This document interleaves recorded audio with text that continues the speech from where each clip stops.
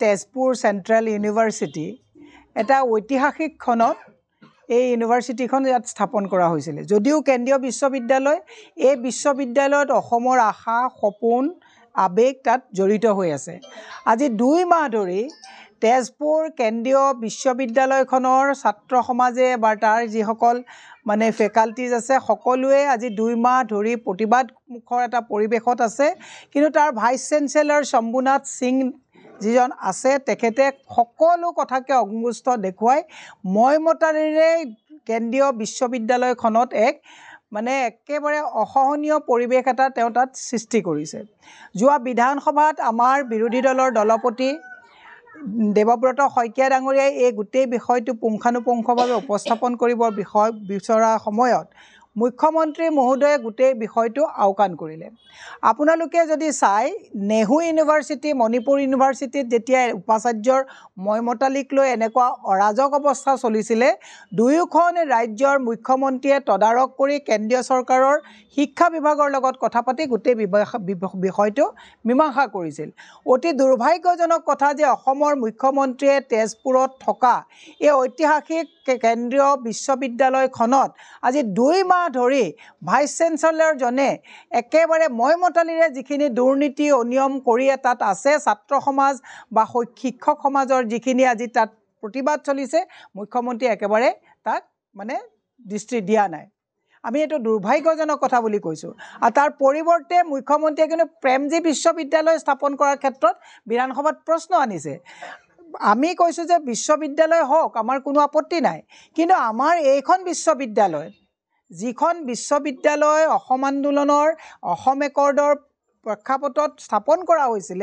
আজি 2 মাহ অৰাজকতা চলি আছে তাত কিন্তু মুখ্যমন্ত্ৰীয়ে কোনো আগভাগ লোৱা নাই মই অসমৰ সুধী সমাজক অসমৰ শিক্ষিত সমাজক আমাৰ মেধা অসমত পণ্ডিত লোক আছে সকলোকে এটা কথা কৈছো যে আপোনালোকে সকলোৱে দৃষ্টি নিক্ষেপ কৰি মুখ্যমন্ত্ৰীক আপোনাৰ কেন্দ্ৰীয় চৰকাৰৰ লগত যাতে তেওঁ এটা মানে ব্ৰিজ হিচাপে কাম কৰি পেলাই যেতে এই গোটেই অনিয়মখিনি হঠকাৰী যিখিনি কাম ভাইচ চেঞ্চেলৰে কৰিছে এখন 500 টকীয়া প্লাষ্টিকৰ চকীৰ দাম তেওঁ 5,500 টকা দাম কৰিছে এখন প্ৰায় 3,500 টকাৰ বিছানা হোষ্টেলত দিয়া সেই বিছানাখনৰ দাম 18,500 টকালৈকে লৈ গৈছে তাতোতকৈ ভয়ংকৰ কথা তাত যিবিলাক কিতাপ পাঠ্যক্ৰমৰ যিবিলাক কথা আছে তেওঁলোকে বহিৰাজ্যৰ কিছুমান ইয়াত যিটো সিলেবাছৰ প্ৰয়োজন আছে তেনেকুৱা কোনো কথা নাই তাৰমানে তেওঁলোকে বেলেগৰ লগত কথা পাতি পেলাই এই প্ৰায় 6 কোটি টকাৰ যিটো মানে নিয়ম বহিভূতভাৱে কিতাপৰো তেওঁলোকে মানে যিখিনি আদান প্ৰদান বহিৰাজ্যৰ বনিয়াৰ লগত কৰিছে অত্যন্ত দুৰ্ভাগ্যজনক কথা অসমৰ শিক্ষা সমাজক লৈ মই আজি 8 মাহৰ আগতেও কৈছো যে বিল্ডিং ঠিকই বনিছে আৰু যদি আপুনি চেণ্ট্ৰেল ইউনিভাৰ্চিটি বুলি কয় এনেকুৱা নহয় আমাৰ বৰ্তমান মানে শিক্ষাৰ একে উচ্চ স্তৰত থকা যিকিখন বিশ্ববিদ্যালয় আছে প্ৰত্যেকখনতে বহিৰাজ্যৰ মানুহৰ হাতুৰি পৰিছে বিশ্ববিদ্যালয়সমূহ এতিয়া বৰ্তমান ব্যৱসায়স্থলী হিচাপে ভাইচ চেঞ্চেলৰ সকলে তাত ব্যৱহাৰ কৰিছে আপোনালোকে দেখিছে গুৱাহাটী বিশ্ববিদ্যালয়টো মোহন ভগৱতৰ নিচিনা মানুহে গৈ পেলাই তাতো এটা মানে হিন্দুত্ববাদী এটা পৰিৱেশৰ সৃষ্টি কৰিছে আমি ৰাখিছো যে আমাৰ ডিমাণ্ডটো হৈছে যে শৈক্ষিক যিবিলাক মন্দিৰ ইয়াত কোনো ধৰণৰ ৰাজনীতি হ'ব নালাগে ইয়াত কোনো ধৰ্মীয়কৰণ হ'ব নালাগে ইয়াত কোনো ধৰণৰ যাতে ৰাজনৈতিক হাতুৰি পৰিব নালাগে তাৰ কাৰণে আমি আহ্বান জনাই মুখ্যমন্ত্ৰীক যেহেতুকে তেওঁ নিজেই কৈছে যে মই ভাৰতৰ শক্তিশালী মুখ্যমন্ত্ৰী ভাৰতৰ শক্তিশালী মুখ্যমন্ত্ৰীয়ে কেন্দ্ৰীয় তেজপুৰ বিশ্ববিদ্যালয়ত চলি থকা শম্ভুনাথ সিঙৰ কোটাৰিত থকা যিসকলে লুণ্ঠন কৰিবৰ কাৰণে আমাৰ এই ঐতিহাসিক বিশ্ববিদ্যালয়খনত হাতুৰি কোবাইছে মুখ্যমন্ত্ৰীয়ে হস্তক্ষেপ কৰি HRD মিনিষ্টাৰ চেণ্ট্ৰেলৰ লগত কথা পাতি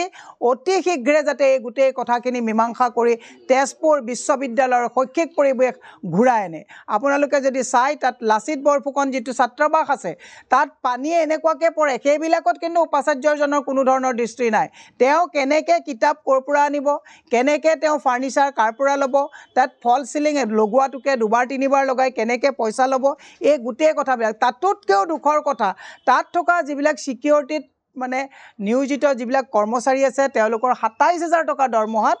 ১৭,০০০কে দিয়ে তাৰো ১০,০০০ টকাকৈ হৰলকি কৰাৰ কথা আমি শুনিবলৈ পাইছোঁ। যোৱাকালি আমি বিশ্ববিদ্যালয়খনত আমি গৈছিলোঁ, আমাৰ NSY সভাপতি কৌশিক কাশ্যপো মোৰ লগত আছিলে। গতিকে আমি এটা কথাই কৈছোঁ যে মুখ্যমন্ত্ৰীয়ে বহুত বাহ লৈ থাকি লাভ নাই। ধাৰৰ ওপৰত ধাৰ, আজি কেগৰ যদি আপুনি ৰিপৰ্ট চাই অসমীয়া আৰু ধাৰৰ বহন ক্ষমতা ল'ব পৰা অৱস্থাত নাই। অহা ২৬লৈ যদি এখন চৰকাৰ থাকে অসমৰ ৰাইজে কেনেকৈ সুদে মূলে ধাৰ চৰকাৰৰ পৰিশোধ কৰিব তাৰ চিন্তাত অসমৰ ৰাইজ কুঙা হ'ব, ইতিমধ্যে কুঙা হৈছে। সেইকাৰণে মই মুখ্যমন্ত্ৰীক কৈছোঁ হাল এৰি শিয়াল খেদাৰ পৰিৱৰ্তে শিক্ষা অনুষ্ঠান যাতে কোনো ধৰণৰ বহিৰাজ্যৰ বনিয়াই যাতে ইয়াত আহি শিক্ষা অনুষ্ঠানক যাতে বেপাৰৰ স্থল হিচাপে কৰি নলয় তাৰ কাৰণে আমি টানি অনুৰোধ জনাইছোঁ যে আপুনি এইবিলাকত চকু দিয়ক আৰু বিধানসভাত যিবিলাক একেবাৰে মানে বজাৰ টাইপ পৰিৱেশ হৈছে তাৰ পৰিৱৰ্তে আইন প্ৰণেতাসকলে কেনেকৈ শিক্ষা, স্বাস্থ্য, ন্যায় এইবিলাকৰ ক্ষেত্ৰত গুৰুত্ব দিব তাৰ কাৰণে আমি আহ্বান জনাই আজি সংবাদমেলৰ জৰিয়তে মুখ্যমন্ত্ৰীক পুনৰবাৰ আহ্বান জনাইছোঁ যে মণিপুৰ আৰু মেঘালয়ত যেনেকৈ তাৰ মুখ্যমন্ত্ৰীসকলে নেহৰু ইউনিভাৰ্চিটিৰ উপাচাৰ্য স্বেচ্ছাচাৰিতাক তেওঁলোকে দমন কৰিছে, আপুনিও শক্তিশালী মুখ্যমন্ত্ৰী বুলি নিজেই কয়, আপুনিও যাতে শম্ভুনাথ সিঙৰ এই স্বেচ্ছাচাৰিতাক যাতে আপুনি কেন্দ্ৰীয় চৰকাৰৰ লগত কথা পাতি বন্ধ কৰে আৰু তেওঁক যাতে ইয়াৰ পৰা মই যিহেতুকে শৈক্ষিক পৰিৱেশটোৱে বিনষ্ট হৈছে ইয়াৰ পৰা তেওঁক উপযুক্ত যাতে শাস্তি প্ৰদান কৰি মানে এটা চিন্তা কৰে তাৰ কাৰণে মই মুখ্যমন্ত্ৰীক আহ্বান জনাইছোঁ। ধন্যবাদ। সেইটো মুখ্যমন্ত্ৰীয়ে কংগ্ৰেছক যদি মেকুৰী বুলি কৈছে তেওঁ ৱেল এক্সপিৰিয়েঞ্চ হ'ব, কাৰণ ২৫ বছৰ তেওঁ কংগ্ৰেছত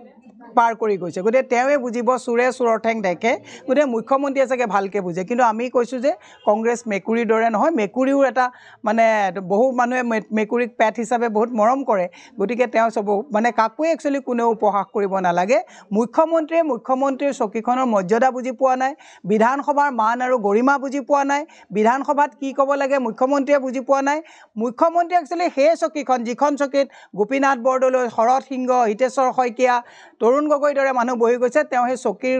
ক্ষমতাটো আৰু মৰ্যাদাই বুজি পোৱা নাই।